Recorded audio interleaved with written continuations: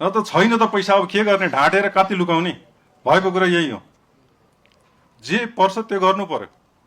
के त ऋण दिनु पर्यो हजुर, के महसुल बढाउनु पर्यो, कि हाम्रो अब यो नाफा के अरे यो उसको दायित्वहरूलाई मिलान गरिदिनु पर्यो, केही त गरिदिनु पर्यो। र त छैन त पैसा, अब के गर्ने, ढाँटेर कति लुकाउने, भएको कुरा यही हो। सुतुरमुर्गले बिरालो बालुवामा टाउको लुकाएर यो खतरा टर्दैन, खतरा यो है भनेर बाहिर निकालिदिने। अब यसको कारणले महसुल दर बढाउनुपर्छ या सरकारले ऋण लगानी गर्नुपर्छ, त्यो त सरकारले गर्ने हो।